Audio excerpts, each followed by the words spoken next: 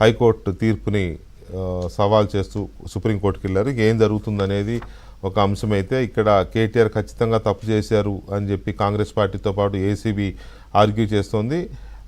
ఇదంతా కూడా ఒక ఫాల్స్ కేసు, కుట్ర జరుగుతుంది. నిన్న మొన్నటి వరకు ఇదొక చీప్ కేసు, లొటపీస్ కేసు అని మాట్లాడిన కేటీఆర్ కానీ బీఆర్ఎస్ పార్టీ వర్గాలు కానీ ఇప్పుడు ఇది కుట్ర కింద మాట్లాడుతున్నాయి.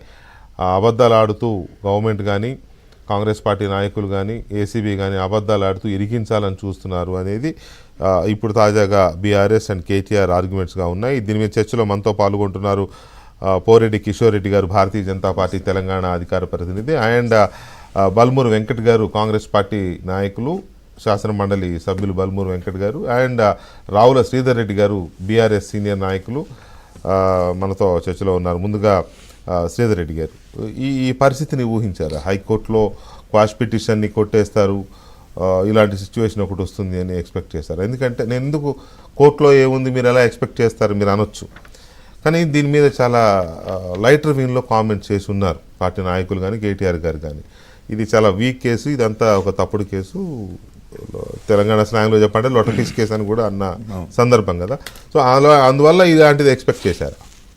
ఒకటండి, ఇప్పుడు మీరు అన్నట్లు ఒకవేళ మళ్ళీ మీరు లైటర్ వైన్లు అన్నారా లేకపోతే మరొకటి అన్నా కానీ కోర్టు తీర్పుని మనం ముందే ఊహించలేం కదా. డెఫినెట్గా కోర్టు ముందుకు ఈ కేసులో ఉద్దేశపూర్వకమైనటువంటి ఒక నేరారోపణ ఉంది, ఇది అవినీతి కిందికి రాదు. ఏ సెక్షన్లు అయితే వాళ్ళు దాంట్లో మెన్షన్ చేశారో అవేవి దీనికి నా మీద పెట్టడానికి సూటబుల్ కాదు, ఐఎమ్ నాట్ రెస్పాన్సిబుల్, ఈ ఎఫ్ఐఆర్ తప్పు, ఈ కేసు ఉద్దేశమే దురుద్దేశం అని చెప్పే ప్రయత్నం కోర్టు ముందుకు తీసుకెళ్ళాం. అందుకనే క్వాష్ చేయమని క్వాష్కి అప్పీల్ చేసినాం. కోర్టుకి ఏసీబీ అధికారులు కొన్ని సమాచారం చెప్పారు, మా లాయర్లు సమాచారం చెప్పారు. End of the day court thought quash సాధ్యం కాదు, విచారణ కొనసాగించమని చెప్పి కోర్టు వారు ఆదేశాలు ఇచ్చారు. We will respect the courts decision, honourable courts decision. విచారణ జరగాలని చెప్పి కోర్టు కోరుకుంది కాబట్టి, కోర్టు ఆదేశాలు ఇచ్చింది కాబట్టి విచారణకు సహకరిస్తామని చెప్పే విషయాన్ని కేటీఆర్ గారు చెప్పారు. అదే విషయాన్ని మా పార్టీ నాయకులు హరీష్ రావు గారు కూడా మీడియా ముఖంగా చెప్పారు, నేను కూడా చెప్తున్నాను. ఎప్పటి నుంచో కూడా విచారణకు సహకరిస్తామనే చెప్పాము. నిన్నటి ఏసీబీ నోటీసులకు కూడా విచారణకు సహకరించడం కోసమే స్వయంగా కేటీఆర్ ఒక్కలే వెళ్ళారు. కానీ వారికి ఉన్న హక్కులను వినియోగించుకోవడం కోసం ఒక న్యాయవాదిని వెంబడి తీసుకెళ్తామని చెప్పి ప్రభుత్వ ఉద్దేశాలు దురుద్దేశంతో కూడినగా ఉన్నాయి కాబట్టి అధికారుల యొక్క పాత్ర గతంలో పట్నం నరేంద్ర రెడ్డి గారి విషయంలో కొంత వాళ్ళు చేసినటువంటి ఒక ప్రయత్నం మేము చూసినాం. కన్ఫిడెన్స్ స్టేట్మెంట్ రాంగ్ ఇచ్చారనే విషయాన్ని ఆయనే ఆ తర్వాత కోర్టు ముందు చెప్పారు. కాబట్టి ఈ రకమైనటువంటి ఉద్దేశపూర్వకమైనటువంటి వ్యవహారాలు జరుగుతాయి కాబట్టి ఆయన అనుమానించి వారికి ఉన్న హక్కుని వాడుకొని న్యాయవాది నాలెడ్జ్ ప్రకారం కూడా తన లాయర్ని అక్కడ విచారణకి తీసుకెళ్లే హక్కు ఉంటుంది క్లయింట్కి. అయితే with the permission of court, without court order you can, police కూడా అడ్మిట్ చేయరు.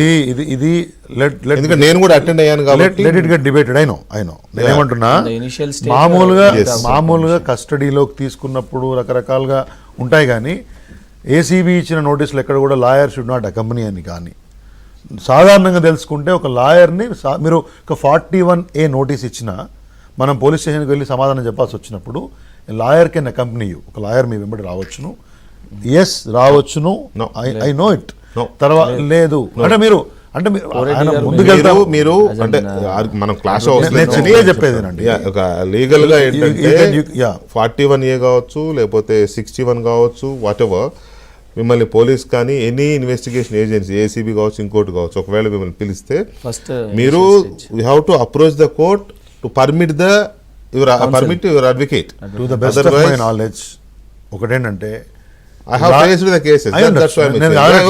కాకపోతే కోర్ట్ ఇవాళ చెప్పిన దాంట్లో కూడా ఇప్పుడు ఏసీబీ అధికారులు నేను నిరాకరించి ఉండొచ్చు, నిరాకరించారు కాబట్టి వారికి ఇవ్వాలనుకున్న రెస్పాన్స్ని, రిప్లైని రాతపూర్వకంగా ఆ అధికారికి అందజేసి రిటర్న్ అక్నాలెడ్జ్మెంట్ తీసుకొని వెనక్కి వచ్చి it is as good as కాదు 100%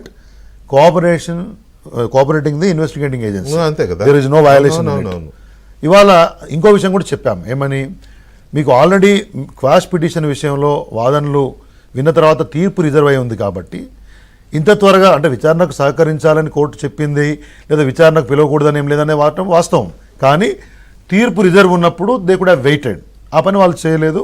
కొంత అడ్వాన్స్గా విచారణ చేసే ప్రయత్నం చేసినారు కాబట్టి we thought rather he as an individual facing the case suspected the intentions of the officers or department concern కాబట్టి వారు లాయర్ని అడిగారు. దాంట్లో తప్పేం అభ్యంతరాలు ఎందుకు ఉండాలి? ఎందుకంటే అంటే ఒకటి when government said when ACB said ఒకవేళ ఆయన రికార్డ్ అవుతుంది అనుకున్నప్పుడు ఆయన అడగడంలో తప్పేముంది అనొచ్చు, ఏసీబీ అలో చేస్తే పోయేది ఏముంది అనొచ్చు. బట్ అక్కడ లీగాలిటీస్ చూసుకున్నప్పుడు, టెక్నికాలిటీస్ చూసుకున్నప్పుడు వాళ్ళ రూల్స్ వాళ్ళకి, వీళ్ళ రూల్స్ వీళ్ళకి. సో అది వదిలేదు. టుడేస్ సిచ్యువేషన్ కొంత కొంచెం కింద మీద అయినట్టుగా కనబడతా ఉంది. రైట్, ఏసీబీకి అడ్వాంటేజ్ కనబడుతుంది. ఏసీబీ 9th రమ్మని మళ్ళీ నోటీస్ ఇచ్చి ఉన్నారు.